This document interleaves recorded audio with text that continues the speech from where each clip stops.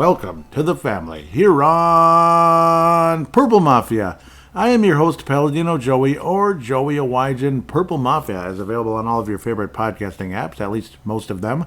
I thank each and every one of you once and always for downloading and listening to the show. It is a great pleasure to be back on board with you once again today, even though part of me would rather be outside. But, I'll have my chance to be outside, and I was outside for a huge portion of the game and keeping up with it 110% because it was a hell of a game. Pissed off watching the Yuck City Chefs tie up the game against the Cincinnati Bengals. God. Anyhow, Minnesota Vikings, the more important team, playing against another team that I like way more than the Yuck City Chefs.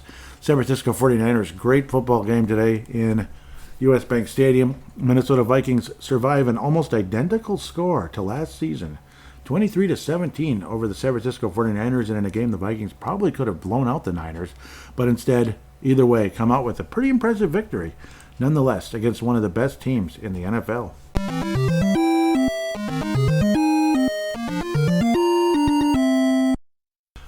Yes, another extremely impressive win for this team, back-to-back years. This time, I got to think again, hearkening back to last week's episode, more positive vibes this time around. Well, kind of. Well, we're hoping the injuries are going to be okay for Justin Jefferson and Dallas Turner. Semi-spoiler alert, but you probably know. The good news is they're probably okay. So that's the good news, probably, and I'll get to that in a moment. But yeah, it's a little scary, a little bit, because you never do know completely. But at the end of the day, would you rather be paying a certain guy $35, $45 million a year, guaranteed? And, not sure what's going to happen the next week. Not sure if he's going to turn in like an opposite performance the next week. Always overly nervous, overthinking everything, and then making, weak mistakes or checking down. Or would you rather have a guy that was, a lot more clutch than you expected for $10 million a year? So I'll take the guy who's a lot more clutch for $10 million a year. So back-to-back weeks, impressive performances, but this one definitely much better than last week's in a lot of ways. Even though both weeks there was that stinking interception, there's that, it's, how it's kind of like that. There's always that little stain on the shirt, that beautiful shirt. Crap, I spilled a little coffee. That's, or grape jelly or something. Yeah, there was that. There was one of those. And there were a couple of those in this game where the Vikings, again, could have blown out the San Francisco 49ers. Instead, it ended up being a relatively close game, but still, you come out feeling pretty good, looking at the defense being phenomenal, a quarterback being pretty clutch in a situation where a lot of quarterbacks might have gone into a shell, and you would have seen something very different than you saw earlier in the game. But this guy, Sam Darnold, showed up and played, and it was a wonderful thing. So that's always a great thing. That was a very impressive overall performance by Sam Darnold, despite the grape jelly or coffee stain on the white shirt, the nice button white shirt. You're ready to go to the office on Monday morning, or whatever morning it is.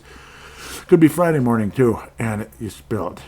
It sucks. But you still came out good in the end. Anyhow, that's the vibe going in. Injury situation, well, we'll talk about that now because who knows if I'm going to forget. Even though I shouldn't forget, especially the first guy who is, franchise player and all that. That would be Justin Jefferson, J Jets, instead of JJ, J Jets. JJ McCarthy's the real JJ now. J Jets with apparently a quad contusion. Now, there's multiple ways to look at that. It depends on if it got to the bone. Now, you hope it didn't, because there was a certain player for the Timberwolves years ago. Why am I blanking on his stinking name? Covington. Robert Covington.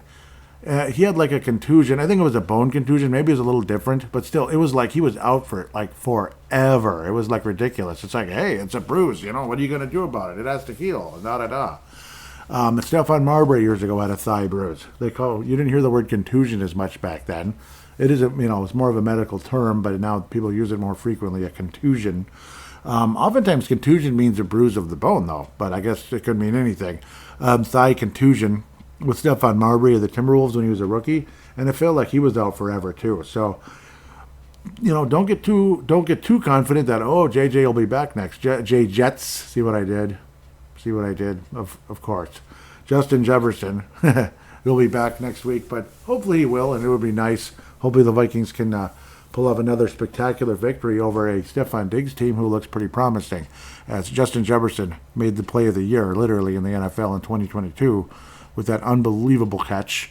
And it was against the team with Stephon Diggs. So it was kind of like, it was like the ultimate statement in so many ways for the Vikings and for Justin Jefferson himself versus Stephon Diggs and a very good Buffalo team on the road in November when the weather starts to change. And that was during fall cleanup season. And it was a beautiful day in so many ways. I like fall for the most part. I just don't like the dark mornings.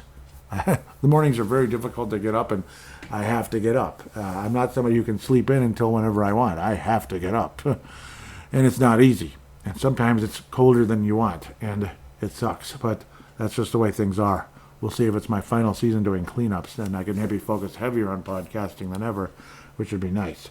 But not sure my scheduling with this show would change, though, if I did that. There I go into my personal life. I'm sorry. Yeah, that was weird, but hey, it just all kind of comes together. Justin Jefferson, 4 catches, including a 97 spectacular play. Now, to me, 2 players made a spectacular play on this one, generally speaking. I mean, the Vikings were pinned way, way, way back after stopping the 49ers on a 4th and goal. Great, but you're pinned back at the 2, right? So, I mean, you got to move forward at some point. Sam Darnold, out of his own end zone, hurls the ball. It's like, okay, is he going to go deep? He is. Oh, wow, he's going deep. And again, after kind of a mass start to the game for Sam Darnold, kind of like last week. No, actually, last week he was perfect out of the gate. Excuse me. This was kind of a mass start. It was like last week was kind of like he was meh, or he was great at the beginning and then got meh as the game progressed. This week he was kind of meh at the beginning, and then all of a sudden it was like, ooh. It's kind of like Brett Favre waking up versus the 49ers back in 2009. Kind of, sort of, but not really. But Sam Darnold, again, another unbelievable play against the 49ers at home, which the Vikings have dominated the Niners since '92, which is amazing. That's an amazing statistic, by the way. But Sam Darnold goes deep. Justin Jefferson catches the ball around the 47 of the 49ers. So it was like approximately maybe coming out of the end zone. That might have been almost a 60-yard pass, 58 to 60-yard pass approximately from Sam Darnold. Again, coming out of the end zone, though. And then overall it counted as a 99-yard touchdown. 97-yard touchdown, pardon me. 97-yard touchdown overall. Just absolutely spectacular. Justin Jefferson making some moves, getting around a few guys at the beginning, and then getting an angle, not allowing them to get an angle, and getting the right angle, and then turning on the jets and getting into the end zone. I'm like, oh my God, he's going to make it. So on 4 catches, 133 yards, and that touchdown, he was targeted 7 times, was Justin. Overthrown at least once. But yeah, I mean, up the middle, kind of short passes most of the time, but then that number right there will make a lot of fantasy owners happy. Unfortunately, I am not an owner of Justin Jefferson. Might want to look at Jalen Naylor, especially if guys are going to be hurt, because Jalen Naylor can play, as long as he can stay healthy too. Please, Jalen Naylor. At this point, please freaking stay healthy, because you got the thigh contusion with Justin Jefferson, you got the ankle injury. Both, you started out with one ankle injury with Jordan Addison, and then it's the other ankle last week. So it's like, okay, this is great. So Jordan Addison out this week, and we'll see how that progresses. Again, they keep saying not too serious for this guy and not too serious for that guy. The other player that I didn't even mention, see how I did that? Dallas Turner, with apparently it's a knee. Yeah, we don't like hearing that word around here, ever. But the good news is it's not something super serious. I don't know if it's like maybe like a little bump on the knee, or I don't know. I don't even want to think about anything bad with knee injuries and such. And heck, I want to say past tense, thank you, Lord. With bursitis in the left knee. I had it pretty bad in 2018. It lasted almost the whole summer. That was awful, because doing the lawn service with bursitis in your knee, oh boy, that's not a recipe for healing quickly. And then this time it's clearly like a lesser version of it, but still hurts a lot, so it's annoying. But healed though, thank you, Lord. Dallas Turner, though, we don't know. So they're saying it doesn't sound too serious, and we'll have to wait and see. So Dallas Turner, game off his own strength. So nothing too scary, nothing too terrible. I was tweeting about how the 49ers look actually like a better team than last year. So still definitely impressive when you think about the 49ers and what they were capable of last season. Maybe they're even better this year and they go all the way and win it this time. And if it's not us winning the Super Bowl, I hope it's them, you know. So that would be awesome at the end of the day. It really would. I like the 49ers, you know, if you hadn't noticed. They're kind of like they're my NFC's version of the Patriots. They've kind of been that forever. So, yeah. Sorry, I'm just checking something real quick on the fly. Not the best radio you can ever imagine. But, yeah, that's what I thought. PA kept saying 49ers are going to go 0-2. It's like, yeah, I just wanted to have this right in my face right here as I'm saying this. 32-19. Yeah, clearly, yeah, he corrected himself at the end. Because I like to have PA on in the background as I'm watching, you know, because he does a great job. Even if Mike Zimmer doesn't like that, he called him, even if Mike Zimmer doesn't appreciate PA saying that he snapped and that Kirk Cousins touchdown pass against the Detroit Lions a couple of years ago. But no, a 32-19 win over the Jets. Yeah. Yeah, New York Jets were an opponent eventually. Let's get to the actual game here, though. It's not like Brock Purdy was terrible. He just had some moments where he wasn't all that good. But again, it's not because Brock Purdy was bad. It's because, credit to Brian Flores. He's a phenomenal defensive coordinator. Maybe the best in the league. And this 49ers team is awesome.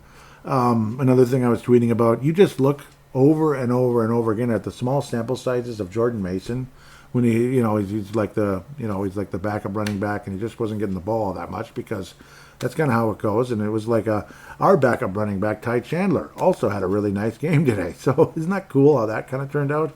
And a certain main running back did not have a good day. That would be Aaron Jones. We'll get back to that later. Jordan Mason, 20 rushes, 100 yards, 5 a carry. I mean, like, you look at Jordan Mason's whole career so far, undrafted free agent, by the way, to San Francisco. Good job in that sense. Good job to him and to the 49ers for identifying him one way or another. It's Tecmo Bowl football with Jordan Mason. It's just 5, 6, 4, 5, 6. You know, he is an outstanding running back. And I was talking about how sometimes that's how it is. Like the main guy gets hurt or whatever, or he's been hurt and he's recovering, that kind of thing. Like, and Christian McCaffrey's a franchise running back. I mean, but it's like one of those deals where somebody like that gets hurt, and then the next guy emerges and he ends up being really, really good too. And again, the fact that he didn't have too much tread taken off his tires, so to speak, that Jordan Mason could have a pretty long, successful career with San Francisco or with another franchise in the not-too-distant future. So, very impressive, Jordan Mason. I'm a fan. Very impressive. Deebo Samuel, big play after another, a controversial catch that helped put the 49ers in position to score late in this one. 8 catches and 110 yards. Yeah, and that's another guy that needs to stay off the injured list for a while. It's really annoying, actually. Yeah, but good for him for being healthy in this one. But it's like, my God, it's like hurt. George Kittle also had some scary moments, I guess you could say. He was taken off by a cart. But it doesn't sound like with him either that it's like a super serious thing. Yet, at the same time, it's like he wanted to bleep and play, that kind of thing. But being precautionary, that type of stuff. And George Kittle's a franchise tight end. You don't want to mess with that. Brandon Ayuk got the big bucks recently. Only 4 catches for 43 yards and 5 targets. Juwan Jennings. 49ers don't want to think of Jennings, do they? Remember that? No, wrong guy. Sorry. I'm thinking about someone else. What's wrong with me today? But now to the whole point of what, Sam Darnold was able to accomplish in the second half. Justice Jefferson with that injury to the thigh. And, of course, no Jordan Addison. No T.J. Hawkinson all season so far. You got the legs of Jalen Naylor and Brandon Powell. And Sam Darnold just kind of showed up. He just showed up. And as Mike Zimmer might say, he's got big balls. You know, there's like a soundbite of Mike Zimmer saying that. Well, Sam Darnold had big cojones in the second half. And I think that was the big difference in a lot of ways. Sam Darnold was super clutch. There's so many different directions to go, and that's why I'm kind of like going crazy here. Ty Chandler, an overall wonderful game. Only on 10 rushes, 82 yards, a 25 long. He was really good throughout the game today. Multiple 10-yard type gains. You know, just very solid. Awesome game by Ty Chandler. Aaron Jones. So multiple cases here. Sam Darnold, The Vikings are driving down the field, a chance to take a 3-score lead. Just imagine if we scored. What would the score have been? Like 17-3 or something? I mean, it just would have been awesome. No, 17-0. It would have been 17-0 midway through the second quarter. Like, that's great. Instead, Sam Darnold, interception. And then the 49ers, momentum just like completely went their direction. You saw Purdy completing passes and first down after first down, big play after big play. And it seemed like about 5 seconds. It was Fred Warner with that interception, by the way. 25-yard return, not bad at all. Darnold kind of slowed him down, but then he was tackled a few yards later, him being Fred Warner. He also had a sack in the game. Outstanding game by the 49ers linebacker. But that was a rally killer. I mean, the Vikings were driving down the field, looking efficient, looking awesome. It was going to be 17-0, and then you had that. And it's like, cripe. And again, that's one of the reasons why the 49ers are good, because they have a great defense, too. They're kind of like the Vikings a little bit, like a quarterback that's, a quarterback with some ability. Whether he's the last pick in the draft in Brock Purdy or the third pick in the draft in Sam Darnold years ago for the Jets, not for us. Either way, both of them are talented quarterbacks, maybe not franchise level, but talented, good quarterbacks, Purdy and Mr. Darnold. But he's driving the team down the field, and the momentum completely shifts back to the Minnesota Vikings, unfortunately, or to the 49ers after that, as they simply drive down the field. And instead of 17-0 Minnesota, it's 10-7 Minnesota. And it's like, oh man, yikes, 10-7, 10-7. So that was a little bit frustrating, to say the least, after the Vikings had stopped the 49ers so quickly again after the great Darnold to Jefferson play. It looked like momentum was all on our side. It's going to be a huge blowout. Luckily, Darnold was able to shake it off and get the Vikings down the field to the 21-yard line of San Francisco. Unfortunately, the Vikings would not get in the end zone, and they'd run out of time to do that. But at the same time, see, the Vikings were barely in any type of a great field goal position, and it was a little bit scary at the time. And then Darnold was able to make an impressive run, an 18-yard run on a third down, and then also get still have enough time on the clock. It was just so awesome. It was a great clutch play by Sam Darnold, being able to scamper and slide. And then we got the timeout in time with 3 seconds left. And then Will Reichert, 39-yarder, like it was nothing. Just a professional rookie kicker, professional. Luckily, the Vikings, again, another big play with Jalen Naylor midway through the third quarter after the two defenses stood strong, both cases. It had become a tedious defensive battle after that for a little while. But then Darnold was able to hit Jalen Naylor, again, on a very impressive drive. Like, this is when people started to think, wow, this is cool. This is good stuff. When it felt like San Francisco was eventually going to probably do something here and beat the Vikings. But instead, Sam Darnold able to drive his team down the field. Very impressive fashion. And ultimately to Jalen Naylor with the touchdown. Again, it was Brandon Powell and Naylor, and then eventually Naylor for the touchdown. Ty Chandler, of course, helped in that drive as well to make it 20-7. Ended up actually being the game-winning drive. When you do the math, 20-17, the Vikings win, right? But no. Later on, it looked like the Vikings were on the verge. Again, the momentum stopped the 49ers again. You felt like $1 million. Of course, along the way, you get the interception.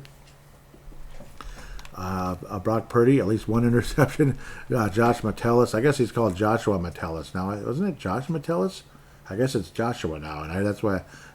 So it's kind of funny.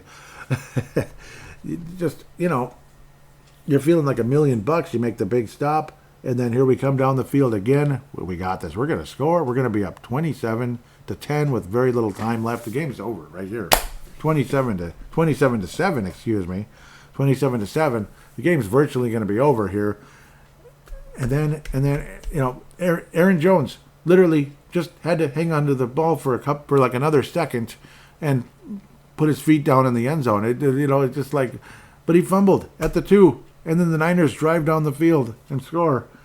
Jordan Mason, 10 yards. 10-yard run into the end zone like it's nothing. 20-14, and it's like, oh my God. And there's so much time left in this game.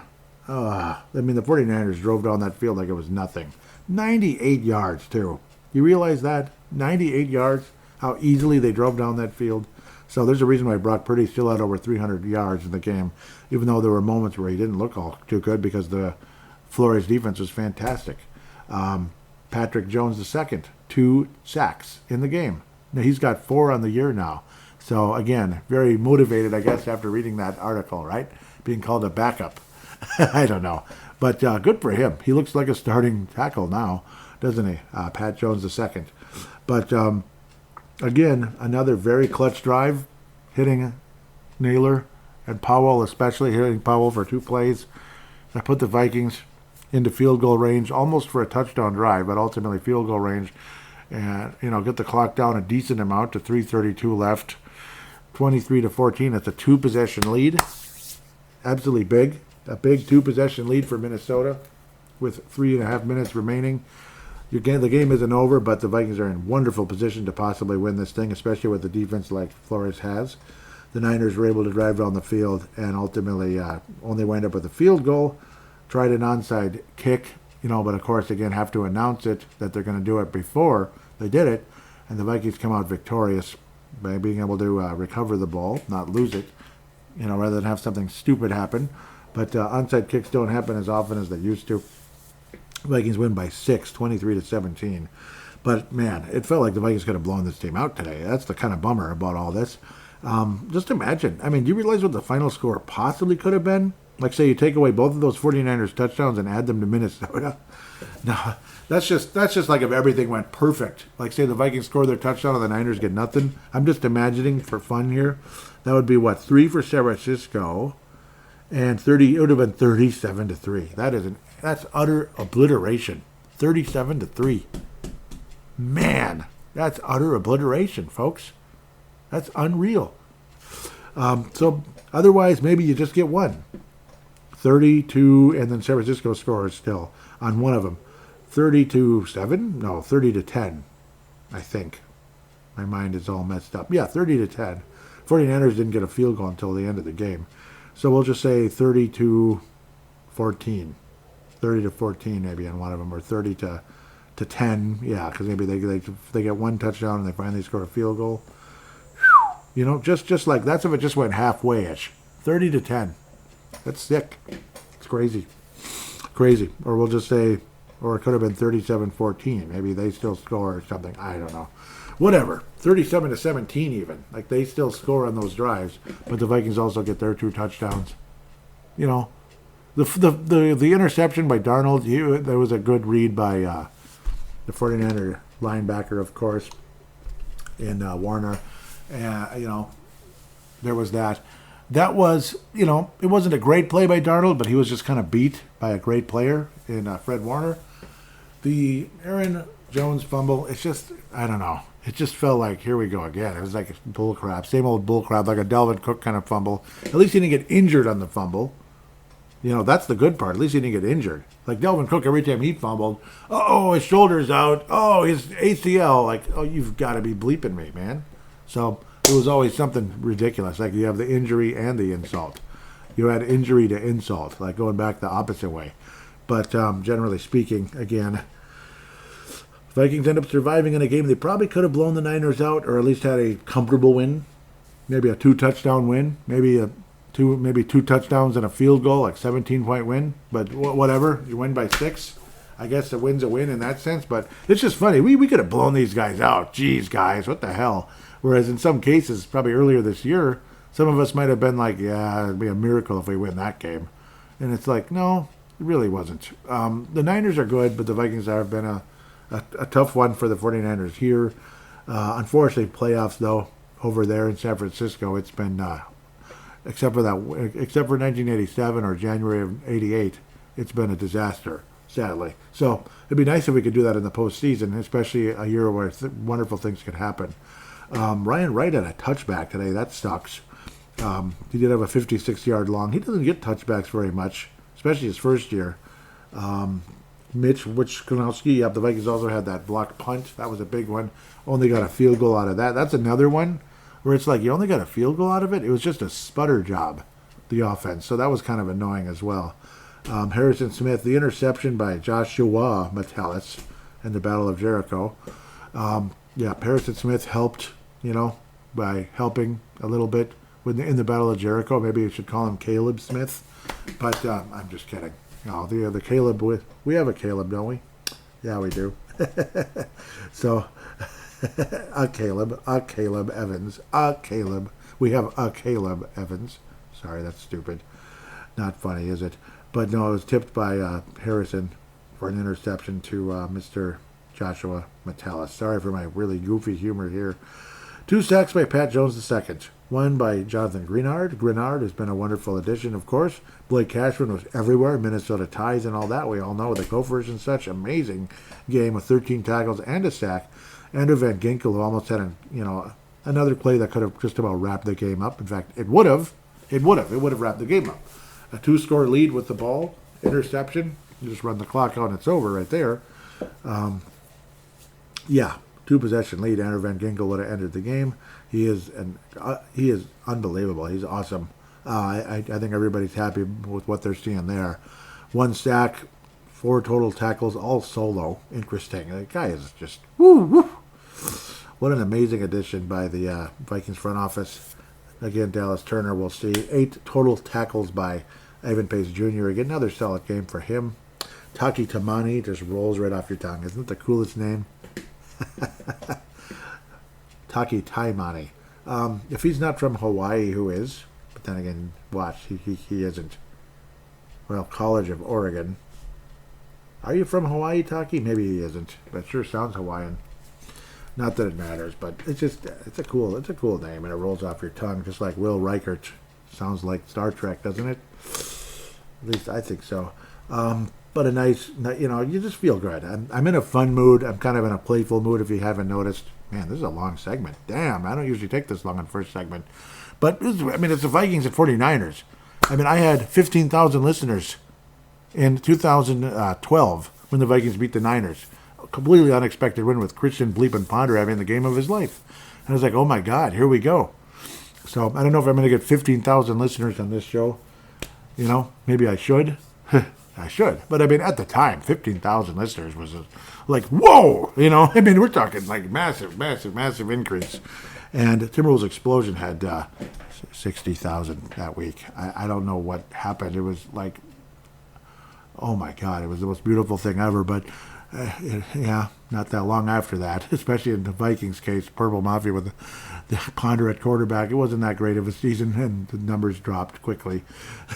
That's how it goes. We'll see how this goes at this one, but very exciting win. I think it was big numbers last year too, but nothing like 15,000. That was awesome.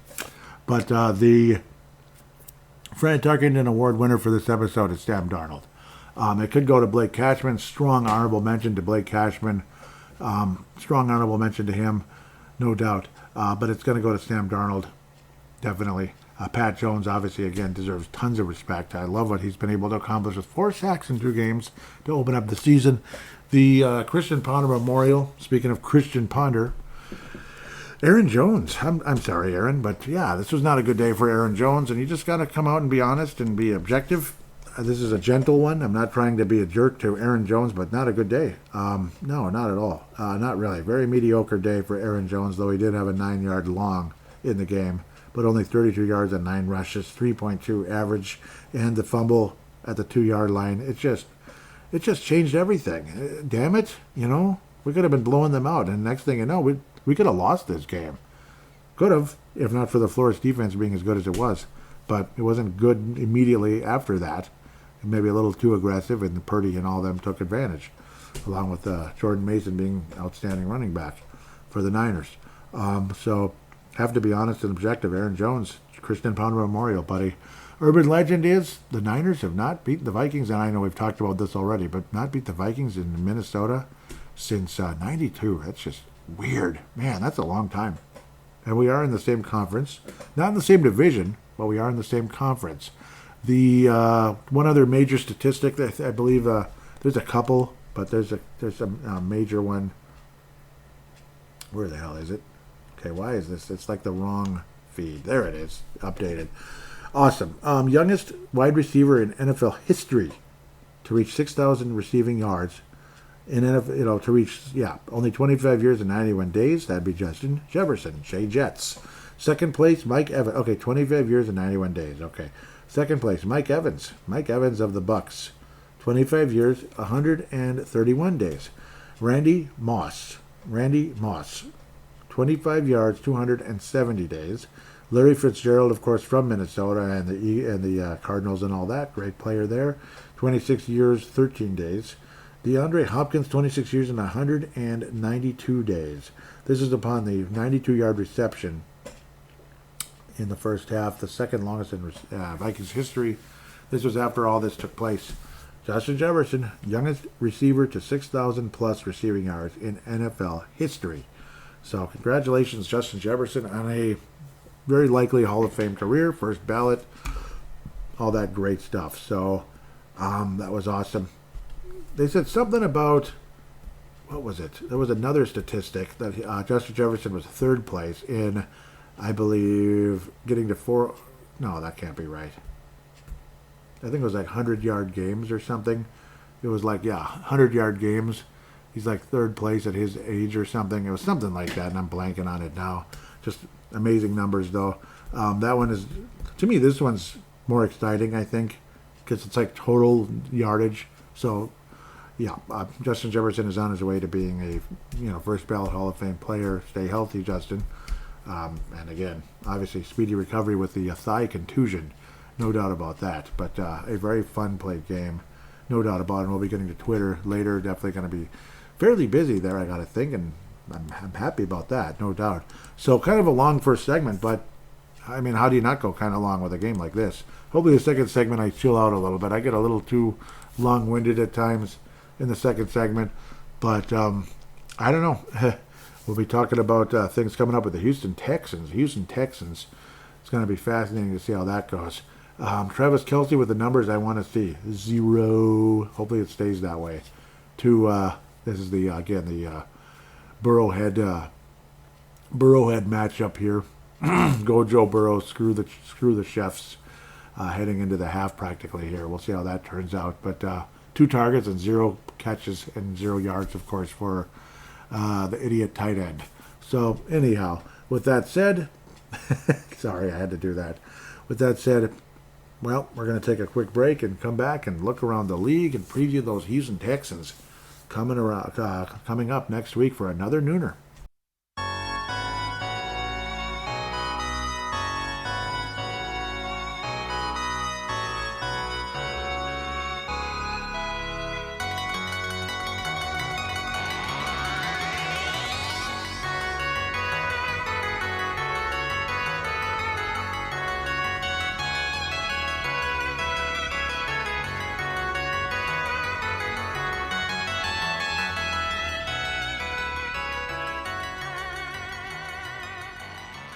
And we are back here on Purple Mafia, segment number 2. Time to look around the league and preview the Houston Texans, who are actually flashing on the screen right now. Number 1 overall pick, Caleb Williams, versus number 2 overall pick last year, C.J. Stroud, who looks like the number 1 overall pick last year because the other guy with Carolina, not so much. So we'll see how that pans out in the next couple of years. But C.J. Stroud looks like a C.J. stud. And Caleb Williams, well, we'll see. He's not looking too bad. So this is my first time I really get to see him throughout a whole game, basically that kind of thing. So because I'm not sitting and watching every team play every game. I mean, who on the planet has time for that? So unless you're getting paid bajillions of dollars. But even still, they're going to analyze the bits and pieces and this and that. So that was real good English, Joey. Great start, right? But yes, Houston Texans are up 10-3 versus the Biss in Houston, and well, C.J. Stroud looks pretty good. Like that the throwing arm, the accuracy, the zip on the ball, awesome. Yeah, it looks good, to say the least. Generally speaking, though, let's try to get moving if humanly possible. So Monday Night Football is Eagles in Philadelphia, yeah. Atlanta Falcons versus Philadelphia Eagles. Excuse me. So Kirk Cousins will be on Monday Night Football. Good luck with that. Pack a lunch, Kirk Cousins in Philadelphia. But, well, I guess he actually has had success there, so we'll see. Which is funny and random. Yeah, so that's going to be very interesting to see how that turns out. I had some kind of thought in my mind stopping. That sucks. Otherwise, Thursday Night Football, rematch of the AFC Championship game and rivals for many, many years. Buffalo Bills visiting the Miami Dolphins.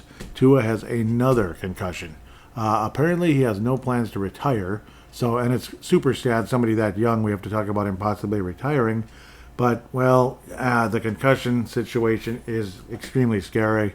He's had multiple situations where it looked like he could be in, like, permanent trouble, if you know what I mean. So, it's terrifying to think about. But, well, we'll have to wait and see. We'll have to wait and see. It's like there's two sides with Tua in terms of, like, one side you sympathize with them because of the concussion situation is, like, horrendous. And then the other side, he's kind of a baby, and he's kind of a biatch. I don't know, like, he was too cool to play in the cold or whatever. It's just, dude, come on, man. Come on. Like, if you're too cool to play in the cold or you can't handle the cold, you don't belong in the NFL, period. I don't care what talent level you have. You're going to be playing in the cold if you're going to go to the Super Bowl and hope to win it, because guess what? You might be playing on the road. You're fortunate as heck to be playing with the Miami Dolphins, but you might be on the road, my friend. At times, you might have to go to Buffalo to go to the Super Bowl. You might have to go to whatever, you might have to go to where the Jets play. Yeah, good luck with the Jets getting that far, but well, whatever. Anyhow, 31-10. I don't really have further comment. The Buffalo Bills steamrolled the Dolphins. We could call them the Buffaloes. Buffalo Bills basically buffaloed the Minnows at this point. The Miami Minnows got smashed. They got hooked. Anyhow, obviously Tampa, Detroit, that's division. Don't make that mistake again, Joey. Green Bay, division. Don't make that again. Chicago is on the screen right now. Caleb Williams looks like a talented rookie. C.J. Stroud looks like a ultra-talented second-year guy. Sophomore, you know what I'm saying? Speaking of, the New Orleans Saints look like the best team in the league the first two games. They look like the best team in the league the first two games.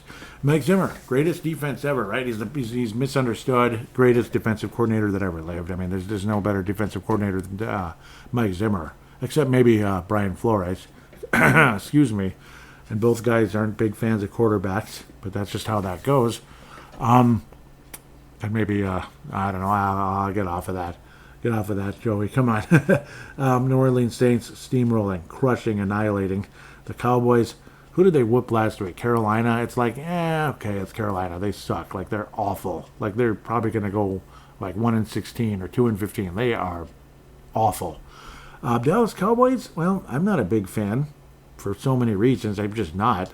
But they're talented, and their defense made us look like dog dookie in 2022 when we looked so good and so promising. They came into our house and pushed us around. They really did. The New Orleans Saints went into Dallas and pushed them around. 44-19. Whew. 44 points on the Dallas Cowboys in AT&T Stadium. It's not Texas Stadium or Cowboy Stadium or Jerry Jones loves somebody stadium. Jerry Jones loves himself stadium. Dallas Cowboy cheerleader. Okay. The New Orleans Saints won 44-19. Derek Carr, he's a free agent in my fantasy league. Might want to make a phone call. No, I'm just kidding. He only attempted 16 passes, 243 yards, 2 touchdowns, and an INT. Sam Darnold, numbers the past couple of weeks. I mean, that's Sam Darnold right there, right? Yeah, pretty accurate, generally speaking. Only 250-ish yards and 2 touchdowns, and there's always that stupid... See, I always make fun of Derek Carr doing the same damn thing. Always dropping that grape jelly on the shirt, or maybe a little bit of coffee. It's just like, come on. Why does this keep happening, man? Yeah, remember it was Cooper Rush, the quarterback, and the Cowboys defense made the Vikings look like idiots. And I hated every freaking second of it. It was a Halloween nightmare. Oh, we got tricked. It was trick or treating. It was a trick for us. It was just awful. Remember that episode? Remember? I had the purple cupcake, and the Vikings were purple cupcakes. That should have been a harbinger for things to come. It was literally a purple cupcake, and that's what the Vikings looked like. Zeke Elliott with 6 carries and 16 yards. Wow. Rico Dowdle. Wow. 7 and 30. Well, anyway, C.D. Lamb, who went way higher in the draft in fantasy football than you could ever imagine. I'll just leave that right where that is. 90 yards and a TD. Jalen Tolbert with 82 yards and no touchdowns. Dak Prescott, mediocre at best, attempting 39 passes because they were behind by a mile. 2 interceptions and 1 touchdown. Boy, I'm sure happy they're paying him $60 million a year. Remember when $60 million total was a lot? $60 million a year, or $60 million over 3 years is like, geez, $20 million a year. Dang, that's a lot. And only 3 years? Whew. Jeez. $60 million a year. Yeah, you know. Alvin Kamara is ageless. The guy just doesn't get old. He is the same age as Dalvin Cook, which says a lot about Dalvin Cook. 20 rushes, 115 yards, 5.8 a carry, and only 15 for a long. Just Tecmo football.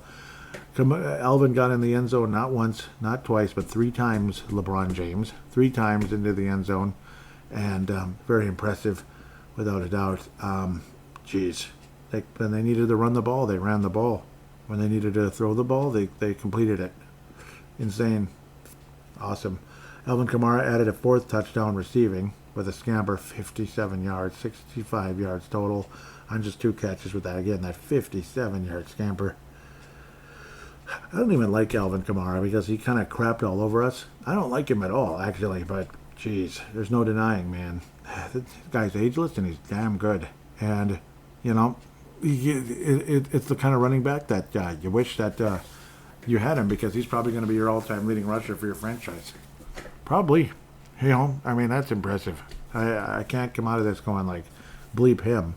It's kind of like the Vikings. Remember that? All those touchdowns? What did we allow? 6 or something? It was that Christmas Eve? Yeah, I'll let that go. I don't think we need to go there. Okay, I think I've belabored this game enough, but it's still damn impressive. New Orleans Saints, if I'm doing a power rankings, number 1. At least after 2 weeks, they are number 1, and it's only fair. They have to be. I don't care if the Chiefs are so great. They did this and they did that. Screw the Chiefs. New Orleans is number 1. That can always change next week. Okay, New Orleans is number 1. And I don't even like them, but well, I kind of do now a little bit compared to before, because you know all that nastiness is gone now. New York Jets won a football game against the Titans. Yay. But they beat the Titans, though. They beat the midgets, or small things. They're not very powerful Giants. They're not big. No. Tennessee Titans, 24-17. Jets. Jets, Jets. Yeah, we know. They beat them. Yep, Aaron Rodgers is a free agent in fantasy football, too. Yeah, it's a weird league. Well, no, he's 40 years old, so that's why. And Carr was mediocre last year. 30 attempts, 18 completions. Kind of like Rodgers the last few years of the Green Bay Packers, actually. You know, he'd be up and down, but 2 touchdowns and no INTs. Will Levis, 1 touchdown and an INT.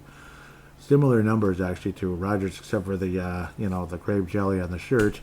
Tony Pollard, the former Cowboy, now with the Tennessee Titans. 62 yards on the ground, but mediocre at best against the Jets D. Breece Hall. 62 yards and 14 rushes. Pretty average, to say the least. I don't know. Not a very exciting football game, and let's just keep going. 3 sacks, though, for Will Donald IV.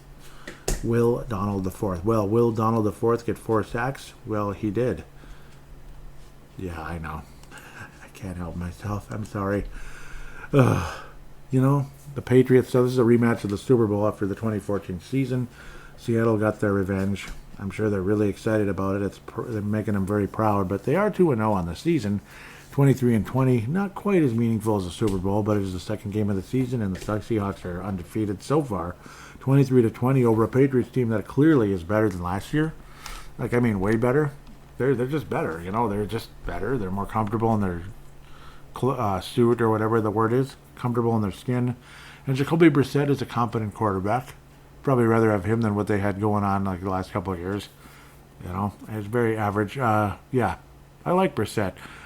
1 touchdown, no interceptions. Just a solid kind of a placeholder, good quarterback, where Geno Smith is like a super placeholder that ended up becoming a guy that's like, okay, we're going to keep him around for a while because he's competent. 327 yards on 44 attempts and a TD. Not sexy, but the 327 is pretty good. Metcalf, DK Metcalf, with 120 yards, 29 yards, and 10 catches on a touchdown. Jackson Smith something, so JSN, I guess. Cool name, rolls right off your tongue. 12 catches on 16 targets. Boy, oh boy, oh boy, that's a lot of targets, my friend. But Seattle with the victory, and the Patriotas are 1-1 on the year after beating Cincinnati last week. That is costly. Oh wow. Well, here's the bottom feeder game, the bottom feeder bowl, the Washington. This was like in the 1980s. This was like the NFC Championship game. This was, this is like whoever wins this game is going to win it all this year. You know what I'm saying? If it's not the Bears or the Niners, it was the Giants and the Washington Redskins. It was like an 86 and like 91ish around there, around that era. As long as it's not the 49ers, like these were the two teams that were just, like maybe the Niners would have to get past them, obviously, to get to the Super Bowl, or the Bears eventually as well. The Bears only got to one, and they got it done. 18, pardon me, the Washington Commanders over the New York Little People. The Washington Corporals over the New York Little People. That's pretty much where we're at. Commanders a little higher ranking than a corporal. That's what I'm trying to say. And then the Little People. Corporals beat the Little People 21-18. Washington with the win. I like the helmets. I like the shine. I think it's cool. Won't deny that. But I don't know. It's just anything exciting to watch. At least they have a starting quarterback of the future. It's not like the Mets they had the last couple of years. DJ actually did pretty well, considering 2 touchdowns and no interceptions. He did better against them than he did against us. That's for sure. He did a little better against the Corporals. Singletary, solid game, 95 yards on the ground with 6 yards a carry. That's pretty good. But he did lose the fumble. Malik Neighbors, one of the better receivers, one of the best receiving prospects in the NFL, with 10 catches, 127 yards. Nice breakout game for Malik Neighbors versus 60-ish last week. Brian Robinson Jr. of Washington with 133 yards a carry. Awesome game. Almost 8 yards a carry with a 40 long. And Zach Ertz is still alive. Holy cow. Didn't he beat the Vikings in 2017? And he was pretty good back then, and he just kind of got older and older. He's still alive. 4 catches, 62 yards from Jaden Daniels with no touchdowns and no interceptions, but very efficient. 29, pardon me. Not bad. And the Commanders get their first win under the Jaden McDaniels era, along with head coach Dan Quinn. I keep wanting to call him something else. I apologize. Not trying to be rude at all, I promise. The Carolina Moles versus the Chargers, who are pretty good now. 26-3, the Moles get destroyed. They get whacked. I can't call them the Panthers, I'm sorry. 0-2, 26-3. They got crushed. They got whacked by the Chargers. And they didn't even look that good, the Chargers, in the game, but good enough. Herbert is, I don't know, what's going on? 1 minute you think if he's you think he's this can't-miss franchise quarterback, and then the next week he's kind of like, I don't know, Sam Darnold? But less than Sam Darnold? I mean, I don't know. Maybe at the price tag, I'd rather have Sam Darnold. Again, maybe Herbert's just another Kirk Cousins. I don't know. Cousins put up better stats, let's be honest, than what Herbert's putting up the last few, most of last year and into this year. But still, geez. 2 touchdowns, 1 interception, 130 yards passing. Lame. J.K. Dobbins was not kidding again this week, just like last week, with 131 yards on the ground and a touchdown. Awesome game by him again. 17. Yeah, he's a stud. Maybe one of the best. Yeah, he's way up at the top. 7.7 a carry. Quentin Johnson with only 51 yards receiving. Because I don't know, Herbert's not that. I don't know. I'm not that impressed, but I suppose the running game for the Chargers was pretty good. And it's just kind of ironic that J.K. Dobbins is dominating so well, when you got to think it's a kind of a quarterback process, kind of more quarterback favoriting, quarterback heavy, pardon me, with Mr. Jim Harbaugh as the coach and Herbert as a franchise quarterback supposedly. Bryce Young could use a Jim Harbaugh as a coach or somebody like that, with only 84 yards passing and 1 interception. He's looking more like Hoskins of the watching the Redskins. He's starting to look like him. I don't know. Come on, Bryce Young. Let's go. Come on, Bryce. Number 1 overall pick. And he looked pretty good, too. So kind of sad. Former Viking Adam Thielen with 2 catches and 20 yards for the Carolina Moles, I guess. San Diego Superchargers from LA. Okay. Cleveland and the Jacksonville Jaguars. The Jaguars are 0-2 and not looking all that good either. Cleveland Browns with their first win of la saison. Congratulations, but not a pretty one. 18-13. Good job on that Cleveland defense, and Deshaun Watson with a rare win since going to Cleveland because he's been a bust so far. Didn't throw an interception, and I don't think he fumbled either. He actually ran the ball in. Good job, buddy. He's another free agent. Can't imagine why. 22 completions of 34, 186. And that's about it. Mediocre at best. Trevor Lawrence, I don't know, below 50%. Didn't throw an interception, but below 50%. Yikes. 14 of 30, 220. Travis Etienne Jr. got in the end zone on 13 rushes, 52 yards on the ground. Good for Travis Etienne Jr. Just rolls right off your tongue, especially if you have a British accent. Brian Thomas Jr. with 2 catches and 94 yards with a 66 long and no touchdowns. But Trevor Lawrence is saying thank you for helping add some yardage to, I don't know, it's slim pickings there, isn't it, for Trevor? I don't know what's going on. Man, people saw him as like a stud. Starting to remind me of the New York Rangers with, what was that guy's name? Lafreniere. Like, can't miss. Stud. Stud, forward for the New York Rangers, whatever, right? And it's like just below average all the time. Like, always below average, or average at best. I think Lafreniere finally might have gotten 40-some points last year. It's like, what the heck? That's nothing in hockey. Training camp's coming up there this week. Can you believe it? Whew. But that's what football does. It's a snowball effect. Football starts, here comes hockey, and then there's basketball. And oh, boy. And Major League Baseball's in the postseason around the same time. So that's why a lot of people like October. And it's kind of, God willing, it's pretty nice in October, as long as it's not rainy or whatever. So, yeah, October can be just wonderful. It can be. It can also be dark and cold, too, sometimes. Next case, pardon me. The Raiders beat the Ravens. What's going on? So this is one of the major upsets of the day. Last week, I'd have to say the biggest upset of the week was the Patriots over the Bengals. Like, even though the Patriots are better, they beat the Bengals with the flying fiddlesticks. It's ridiculous. It's just ridiculous. Vikings over Niners, yeah, it's an upset, but I don't think it's like, oh my God, what the hell? This awful Vikings team that was going to win 3 games this year just beat the 17-0 49ers. It wasn't quite that lopsided, but the Raiders, they look like a team that might go 3-14 or 4-13, and they beat the Baltimore Ravens, who, I don't know.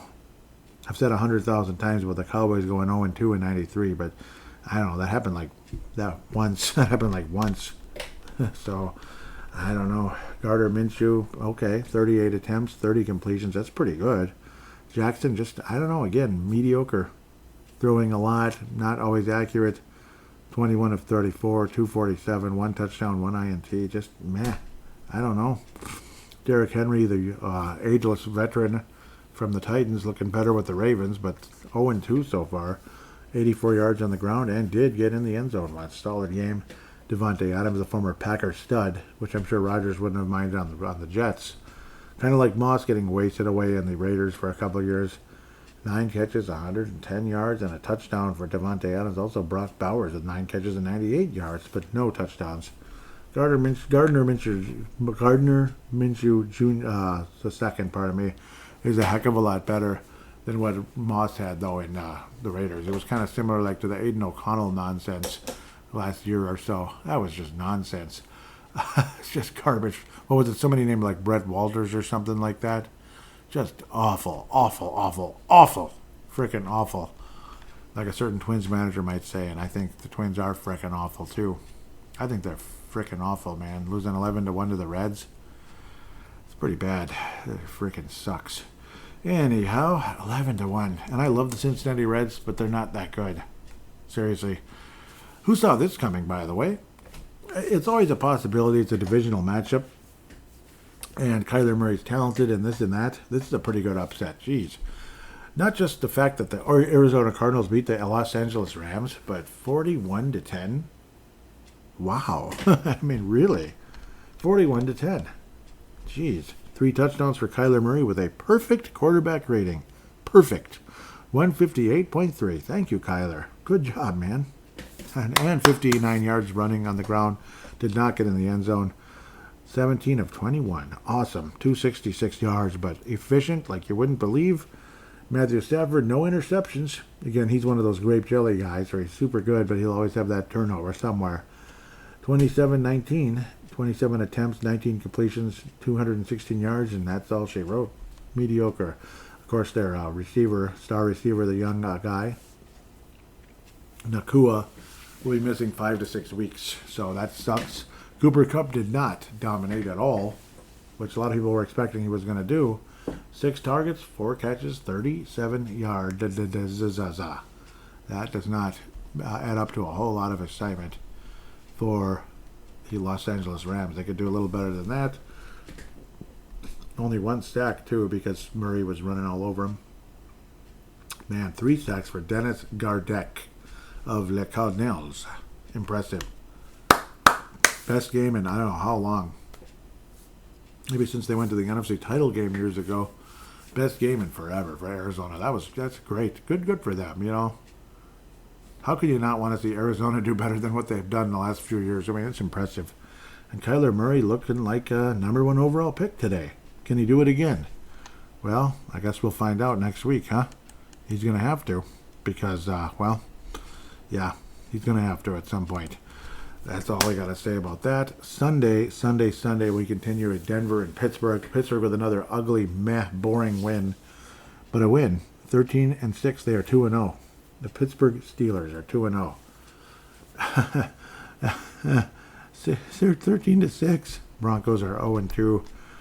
Ooh, Sean, it's not the same, is it? It's not the same, is it, Sean? It's really not. Justin Fields actually threw for a touchdown this time. Yay! Somebody threw for a touchdown for the Pittsburgh Steelers this week. Yes, Justin. Good job, Justin. And he needs it. 20 attempts, 13 completions for 117 yards. Oh, man. Oh, it's like a wide receiver playing quarterback. Like, oh, yeah, at least he got some yards. Okay, at least, you know, and I'm not trying to insult Justin Fields. I promise. But it's like weird. It's weird. That's it? I'm just saying, you know. Bo Nix, nothing to brag about over there. He's a rookie quarterback that probably has no business starting for an NFL team right now. Sorry, Bo, but I don't think so. I think they should have came in with something else. I think they're killing him. Yeah. 35 attempts, 246 yards. Good for him. But two interceptions and a quarterback rating of 55.2.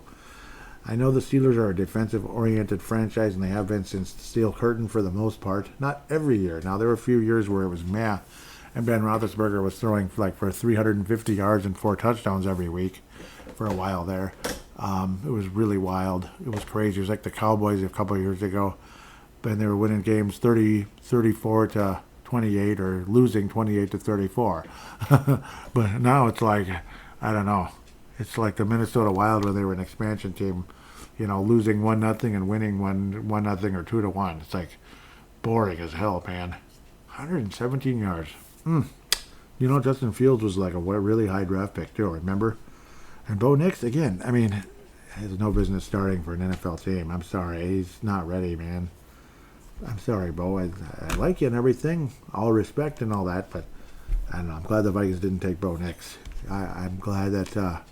Man, we are just blessed that J.J. McCarthy fell to us, even though he's recovering from a meniscus. Burrowhead ended up being Arrowhead. God. Stupid.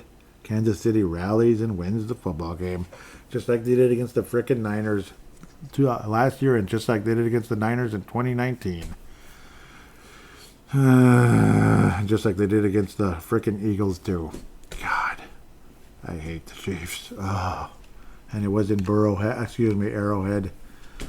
And Mahomes had multiple interceptions in the game, 151 yards. Very mediocre game for Mahomes. He had a lot of these last year, actually.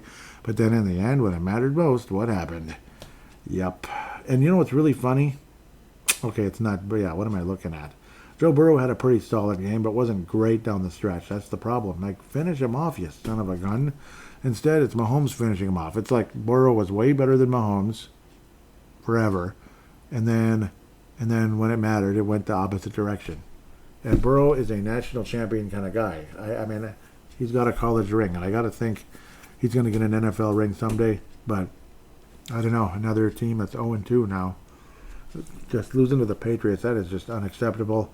Trey Hendrickson with 2 sacks on Patrick Mahomes. I saw one of them like fairly early, and it was fun to see recording that first segment. But ever since then, I don't know. It's just, it looked like Cincinnati was going to take control of this one, but they just didn't. They only managed 9 points in the second half. 9 freaking points. Kansas City managed, 9 plus 7. 16. Just sucks. Damn it anyway, man. So, that's how it goes. That's how it goes. So now we get to go to the division games. Whoo-wee. Green Bay against the Colts. Yeah, since that's like a backup fest, I guess. Detroit's better than the frickin' Packers. Oh, boy. Might want to fix that. Well, yeah, luckily I can clean that up on the fly. So, pardon me, I dropped an F-bomb. So, if you're wondering what the heck I'm talking about, yeah, no, not saying frickin'. Frickin'. No, the other F-bomb, the real one. Packers are 1-1 because they beat the frickin' shoehorns. I won't even call them the horseshoes. They're shoehorns. They suck. You know, they suck. 10 points against the Packers, 16-10. Way to go, shoehorns. Thank you so much for the help, guys. Ugh. Malik Willis, well, very efficient. He completed 12 of 14. That's efficient. He put 122 yards. Like, wahoo. Anthony Richardson sucked. Yeah, I can say it. He sucked. 50% completion. 50, man. 34 of 17, or 17 of 34. 3 interceptions. Just let us all down. Thanks, guy. Jonathan Taylor, pretty good on the ground. 103 yards, 12 rushes, 29 long. But Josh Jacobs, the former Raider, bell cow type of a day with 32 carries. 32 carries, because it was working. It was Tecmo football. Regardless of how you feel about Malik Willis, he was very efficient. Josh Jacobs did lose a fumble. He didn't get in the end zone either, but he moved the chains and moved the chains and moved the chains. And he moved the chains a lot. And it didn't help the cause for the shoehorns. They just, that's about all they're going to do is smell stinky socks and stuff. You know, helping you get your foot in a shoe. That's about all they're good for right now. The shoehorns. Ugh, embarrassing. Houston Texans, next week's opponent, 13-3 over the Bits. And I think they're going to beat the Bits, and that'll make the Vikings number 1 in the division. Because we'll wrap up the look around the league, because this show is getting super long now, thanks to the first segment and this one. 20-16, a divisional round rematch from last season. Tampa Bay Bucks are 2-0. Detroit Lions did not protect home field this time around. They did get it done last week, but not this week. They lost to the Tampa Bay Schmucks. It's just funny how it went from the Rams, who were the wild card rematch, close game. Tampa Bay, close, well, fairly close. I think Detroit beat them pretty good last year. But Tampa getting the job done this time around. 20-16, it's not a sexy win or anything, but Jared Goff wasn't sexy either. With multiple interceptions. What the hell? 61.7 quarterback rating. Jack Fox. Not Jack Frost, but Jack Fox. Jack Frost might be the mascot for the Minnesota Frost, the PWHL franchise that has a name now, with that freezing cold purple sky color look. But I kind of like that, kind of. Or you could say it's like Riptide Gatorade color too, but or Frost Gatorade. Yeah, I don't know. Let's move on. Jared Goff, 305 yards, 55 attempts. Kind of like he's playing for the Rams again, and just a mess. And I don't know. They lost. They couldn't get it done. Period. Just kind of a mess. Mike Evans was one of the guys who had the 6,000 yards real early in his career, but Goodwin was the better receiver today. 117 yards on 7 catches and a touchdown. Baker Mayfield was mediocre, but about what you saw with the Cleveland Browns forever. 19 attempts, 12 completions, 185 yards, 1 touchdown, 1 interception. Sounds just like the Baker Mayfield we remember very well with the Cleveland Browns. And the Lions dropped to 1-1. The Minnesota Vikings are your division leaders right now, and I would be very surprised if the Bears, despite the fact their defense is pretty good and they just got a sack on C.J. Stroud right here on Sunday Night Football and forcing a punt. But I don't know. I don't have a whole lot of confidence in that Bears offense. It's kind of like Justin Fields last year with the crappy offense for the most part, other than Moore being a great receiver. But I don't know. We'll see if Williams and Co can get something going. But we'll see what happens. I'm picking the Houston Texans to win this football game. And hopefully I won't be picking them to win next week, but maybe. We'll see how that turns out. I thought I was getting hot in here. Ugh, dang it. One of those type of deals. Oh, yeah. Sorry, more stuff on the fly here. Hopefully I'm not too mumblish. But Houston Texans, let's talk about the Houston Texans. They look like a really talented football team, no doubt. Offense, defense. Obviously, they have a receiver named Stephon Diggs, old glue hands himself. So far, as I'm talking, C.J. Stroud has completed 12 of 15 with 144. This is almost a halftime, so he's on pace for 300 yards and 2 touchdowns, basically. Kind of like that in a quarterback rating of 128.9. Tank Dell, who the heck is that? But no, I know, he's okay. Joe Mixon, obviously, he's a big threat. But against the Vikings defense, maybe he won't be. Stephon Diggs, I'm sure, will be motivated to do something. I think it's his first game back in Minnesota. I think it is. I don't think the Bills came here. I don't think he did. I don't think they did. We last played the Bills in 2018 when he was still here. And then they smoked us. Absolutely smoked us. Yeah, I don't think so. Yeah, and then we played him over there. So, yeah. It's every 4 years or so. It's not always every 4 years. It might be, yeah. Well, and he's not on the Bills anymore. Hello, Joey. Duh. That's the whole point. Cam Akers had a 3-yard reception and a rush for 0. So Cam Akers is a Houston Texan, but he ain't doing much so far. Want to look a bit on how they did last week as well. But that's kind of today. He had 1 carry for nothing. Cam Akers and a 3-yard catch. Congratulations, Cameron. And beating the Colts doesn't look all that impressive now, does it? I mean, the Colts got beat by the Packers today. Jeez. It was in Green Bay, but still, 29-27. That's it. You beat the Shoehorns. 29-27. So Houston doesn't look that great either now in hindsight. Whereas we thought the Shoehorns might be better. And Anthony Richardson was hell of a lot better last week, even though he only attempted 19 passes and completed 9 of them. That's garbage. But at least he had 2 touchdowns. Somehow, some way he had 2 touchdowns. And 56 yards on the ground. Him being Anthony Richardson. Alec Pierce. God, how did that even happen? That's just weird. It's like urban legends here. How do you complete 9 passes, still get over 200 yards and 2 touchdowns? It's remarkable. I guess it's Alec Pierce getting the job done with the 60-yard play along the way. Nico Collins leading the way with the Texans last week. Stephon Diggs. Joe Mixon ran for 159 yards. That's the real reason the Texans won. But Stroud was good too, though. 2 touchdowns, 32 attempts, 24 completions. Vikings and Houston Texans, we haven't played a whole lot, have we? So, I don't know. It's kind of hard to say, you know? It's kind of hard to say. Like, we haven't played them that much. So what did they come in the league in 2005?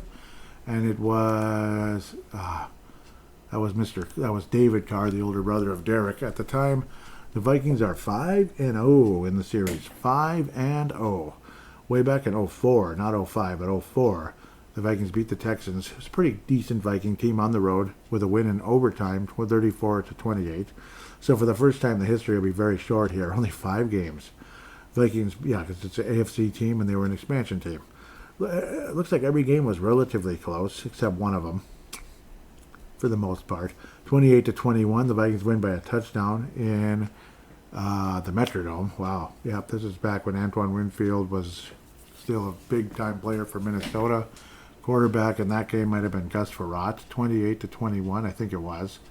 2008 Vikings that won the division and looked like crap. I don't know. It was not very exciting. Or no. Who was the Vikings quarterback in 2008? Yeah, it had to have been, I think it was Gus Frerotte. Yeah. Come on, man. Yep, Gus Frerotte. Sage Rosenfels was the quarterback in that game. Future Viking. Gus Frerotte with 3 touchdowns. Impressive performance. Vikings win. I think I remember that game. I did the show. I did the podcast. Yeah, that's how old. That's how old Purple Mafia is. 23-6 on December 23rd, 2012. 23-6. An impressive win as the Vikings were marching towards the postseason. I do remember that one. Impressive. Very well. And then here's your blowout. This is, I guess there were 2 blowouts. 23-6, 31-13. Massive blowout in 2016 when the Vikings looked absolutely awesome and unstoppable. I think this is when we got to 5-0, if I remember correctly. We looked absolutely unstoppable. It looked like the 85 Bears defensively, but Sam Bradford also looked like the franchise quarterback he always wanted to be. Whew. And this Brock Osweiler guy, who was below average at best, was what he was. Mediocre. Quarterback rating of 56. And most recently, in 2020, the terrible, terrible Vikings, 31-23, terrible team. Oh, terrible. And the Vikings won their first game of the year. The Texans went to 0-4. It was 2 awful teams. I remember now. Delvin Cook with 130 yards on the ground with 2 touchdowns. Good for him. Adam Thielen with 114 yards and 8 catches. And there's this rookie receiver named Justin Jefferson with 103 yards. No touchdown. But Kirk Cousins, 260 passing. And Deshaun Watson as a rookie. An exciting rookie, if I remember. I think he was a rookie. Yeah, he must have been. Or was he a rookie in 19? What? Oh, no, he's been in the league a long time. 17, I forgot. Sorry. Yeah, but I remember he had that major injury really early. Yep, 2017. Okay, yeah. Man, it has been a while. Watson's been around a while. Yeah, it's just that he missed all that time. Yeah, I thought he was a rookie in 19 for some reason, but it was 17, and then he had the ACL. Poor dude. And then came back the next year and was awesome. So then later on became kind of a nitwit, unfortunately. But we'll move on from that. As for what's going to happen, I mean, I don't know. How do you doubt the Vikings? Texans defense, obviously there's something there. Talented players. It's a dangerous defense, blah, blah, blah. I don't know what to say, honestly. Obviously, it's a defense to be reckoned with. There's no doubt. This was against the Colts last week. I don't think they got any sacks, though. Nope, they got one. Yeah, a couple. Mario Edwards Jr., Faloruncio Fatoski rolls right off your tongue. Probably said it totally wrong. So a couple sacks there. Derek Stingley Jr. Yep, there's some good players on defense. Chris Boyd, yuck. Chris Boyd's on the Houston Texans. Well, that's a guy you could have fun with. But then again, he was probably on the. He's probably just on special teams. As long as he's not lining up off sides, then everything's okay. Sorry, Chris. Had to mention that again. Sorry, but that was like the weirdest, stupidest thing ever. Oh, and this Daniil Hunter guy too.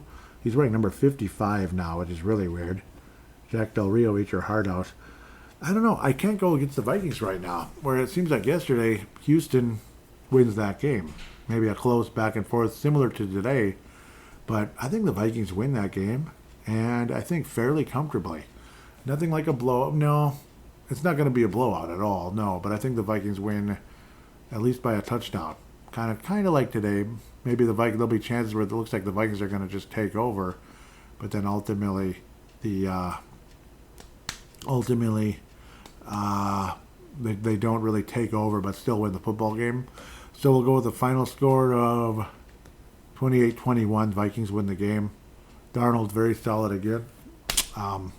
Obviously, again, maybe Justin Jefferson doesn't play, so maybe I should shut up about that. But still.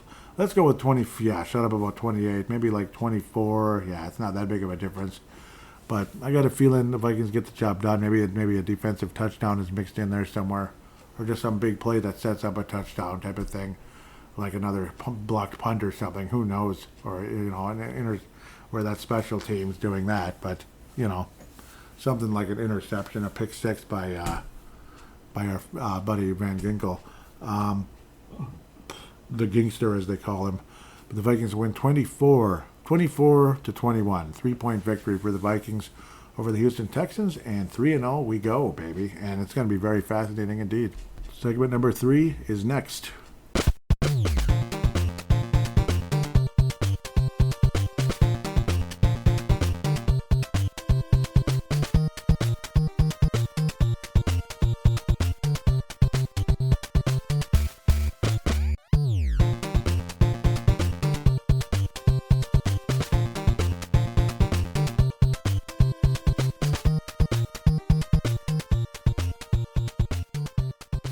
And we are back here on Purple Mafia, segment number 3.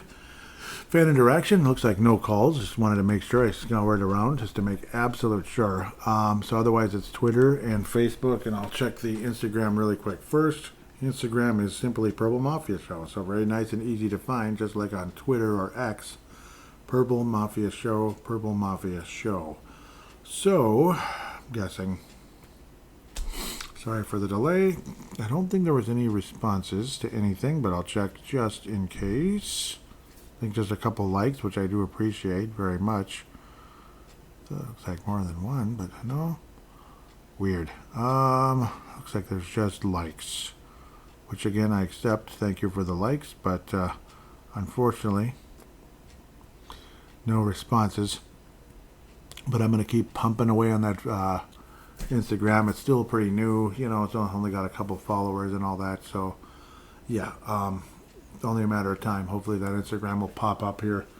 It was fun doing it last year. I enjoyed it. I kind of miss using it now, but it's because I enjoyed it. Kind of like, I don't know, when I was an Eagles fan for 2 weeks because I hate the Chiefs and all that stuff. I was an Eagles fan for 2 weeks. Yeah, remember that? A couple years ago with the Super Bowl now?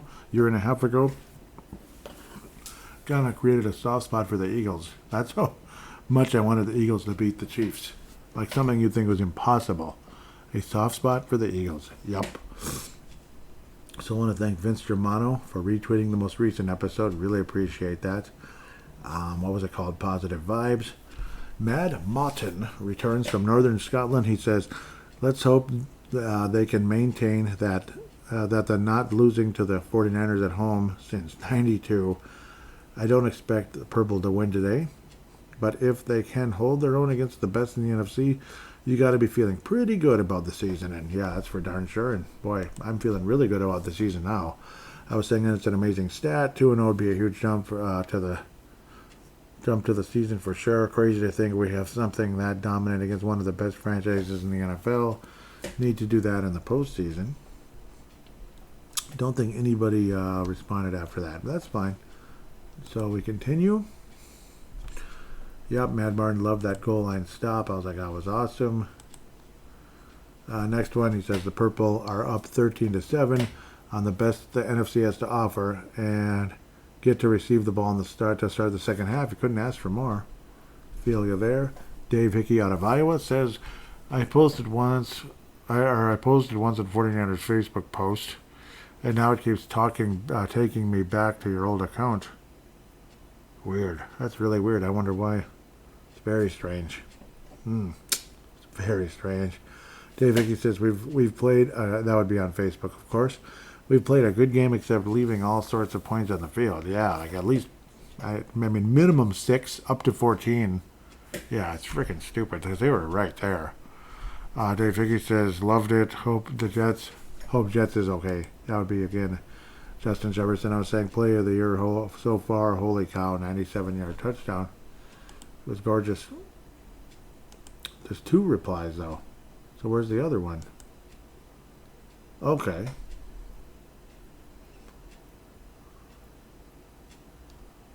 Okay. Yeah, the goal line stop and boom. That's what Mad Martin meant. Yeah, we made a goal line stop and then turned around and chucked the ball 97, more like about 57 yards, and then Jay Jets added 40 with a scamper. Yep, it was a great play, almost 60-yard pass. It's pretty damn good. That's a good arm. Nobody said Sam Darnold doesn't have a good arm. That's for sure. Mad Martin continues saying, so we've beaten the NFC standard bearers without Hawkinson and Addison, and later on without Jefferson, but generally Jefferson was there. He's a big part of the win. Yep, that was me adding that. Yeah, so yeah, very much. Forget the 8 to 9 wins. This team with that D could win 12 or more. I think you're right. Yeah, I think you're right. Yep, there's something going on. The defense is absolutely great, and I was thinking this even last week, but now even more so. In a lot of ways, you know what this reminds me of? And again, knock on wood, because of what happened later. This is imagining like it continued, right? The 2016 Vikings. This reminds me of the 2016 Vikings. You know what the parallels are?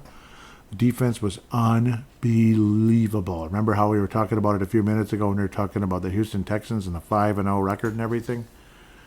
that defense was unbelievable. And we also had a quarterback that had, been very highly touted.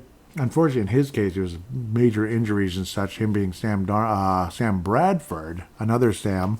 And he was a little older than Darnold as well. But a big arm, very talented guy. And then, unfortunately, Zimmer, crapped the bed or whatever the hell is calling when the Vikings offensive line kind of fell apart against the Philadelphia Eagles. It was really annoying and really frustrating. Also didn't help that frickin' Matt Khalil got hurt for the 19,000th time. He was about as reliable as a plastic bag trying to carry a bowling ball. I mean, it's like, really, dude? As talented as he was, it was so annoying. Frickin' hated Matt Khalil after I wanted him so bad in the draft. Like, what a letdown that was. But, player after player getting hurt, like Adrian with the meniscus and, Khalil out for the year. And then Jake Long, we were able to sign him off the street. Now, former number one overall pick, super talented left tackle, but incapable of staying healthy. And he had an Achilles tendon, like, not long after that. So, I mean, an extremely talented team that things didn't work out because of injuries and because of a head coach that couldn't keep his head out of his ass. Let's tell it like it is. And then by the time they were better the next year, after another quarterback like being hurt in Sam Bradford, the defense was so good, but then again they weren't. They weren't as good as this defense. They weren't as young. They started showing some age and this and that, and issues kind of creeping up on them, and that's why the Eagles slaughtered us in the NFC title game. So I'm not going to compare this to 2017. This looks like the 2016 Vikings, where it's a quarterback that's probably a bit more accomplished, potentially. Well, maybe he isn't, but he has potential to be accomplished, generally speaking, because the talent is certainly there, where Case Keenum was never thought of as a, top 3 pick in the draft. He was more of a Mr. Irrelevant type of a guy. In fact, wasn't he like undrafted? So he was not a relevant guy. So, but where Darnold is like highly thought of, when he was drafted. Sam Bradford obviously highly thought of when he was drafted, this and that. And then the defense is phenomenal. And this time you have a coach that likes quarterbacks and treats them well. Not that, Zimmer got along with Bradford really well, though, supposedly. So, but it just feels like it's like a 2016 that has a chance of going beyond the 5-0. And I don't mean this team's going to go 5-0 necessarily, but I mean they're going to go beyond the, having a good start and then falling on their face right after that, which is what that 2016 Vikings team did. The way the Vikings got manhandled by the Colts later that season, if Zimmer had any more negative history, he should have been probably fired. But then again, no, that's 2018 anyway. So my brain is getting all messed up in my head. But somehow I think we had a very disappointing loss along the way that year too. Like one that was like we had it and we just, I don't know, it was just embarrassing. Anyhow, it was a team that we should have beat. Dave Hickey, let's move on. But yep, 2016 Vikings without the collapse. That's kind of what I'm seeing this Vikings team as right now. I actually can see that possibility. So, long story longer, sorry. Add a notification, good. I'm glad that Hickey was able to get that in, Dave Hickey. I'm glad that I actually paused there and talked a little longer. So Dave Hickey was able to add something. Dave Hickey out of Iowa. These are a couple of them. Loved it. The players of the game better be better known as the Tarkenton Award. Vikings defense. The ponder may be Byron Murphy, for dropping an interception, and Aaron Jones for fumbling at the goal line. Yeah. Yep, Aaron Jones got it for that, but yeah, the dropping interception that would have ended the game would have been nice too. It's too bad. Dave Hickey says, continuing saying, 2-0 in first place. It's awesome. Just hoping on a Bears loss. And I need Diggs to have a big game for my fantasy school, brother. Thanks for doing what you do. Thank you so much, Dave. A couple more here from Dave. And with honorable mention to, Van Ginkel, and Naylor plus Jets for that, Fran Tarkenton. Final thing, oh my, I forgot to mention Patrick Jones, the second, has to get a Golden Award, too. Yeah, he was so good. See, I mean, it's again, this has a potential, and I kept thinking this last week, to be the 2016 Vikings with the continuation, not just 5 great games, and then down the bleeper they went. So, that's what I'm thinking. Like, the 2016 team that we always, were wondering, like, what could have been. Well, maybe we'll see what could have been this year. We'll see. So the in-game thread for the, on Facebook, facebook.com. Well, there's no /Purple Mafia show. Just look it up on there, unfortunately, and it is in the show description, the link to it. So hopefully that can help. Hopefully. I hate that most relevant crap. I want to see everybody's comment. Come on. It's only 5 anyway, so come on. Mark Carlson, Mark Ottavia said what the hell is going on? The Vikings D is either amazing good or amazing weak. That 99-yard drive by the 49ers just upsets me. Come on. Yep, that's Mark Carlson annoyed at that drive. Yep, I was too.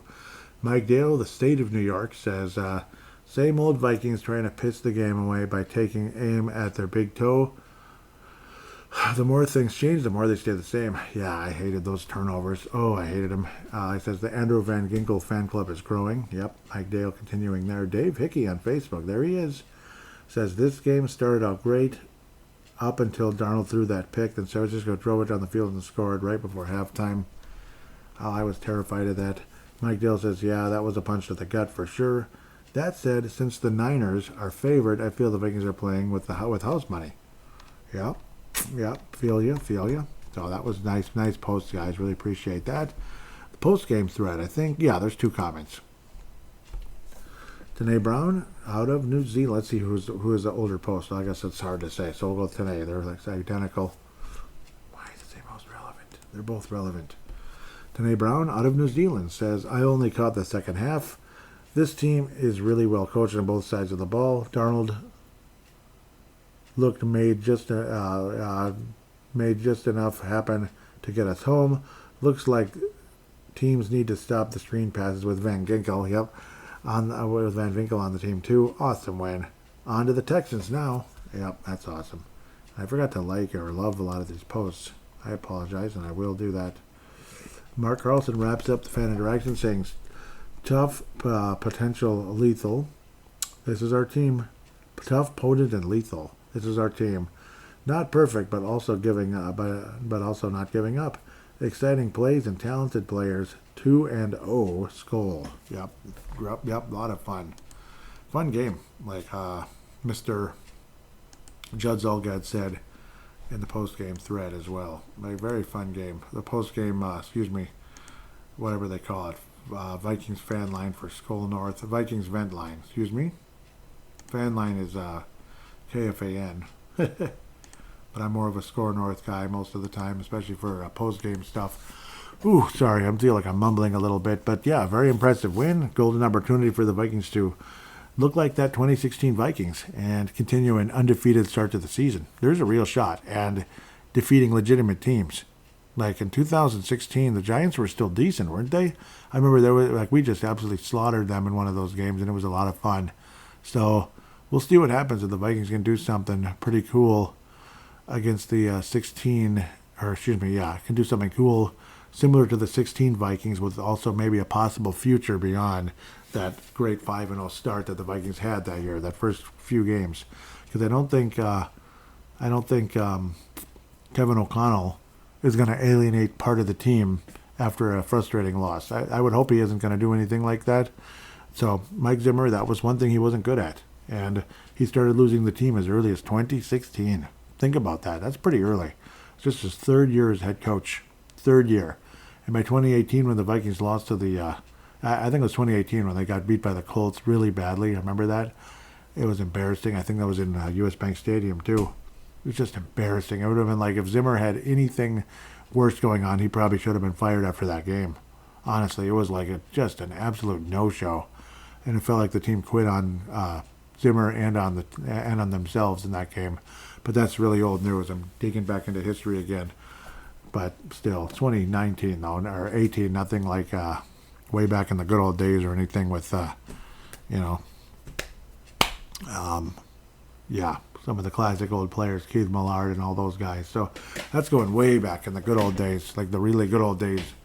So with that said, hope you have a wonderful week. Kind of warm here, but I guess it'll be cooling off by the time we talk Vikings again here on Purple Mafia. Until next time, take care and God bless.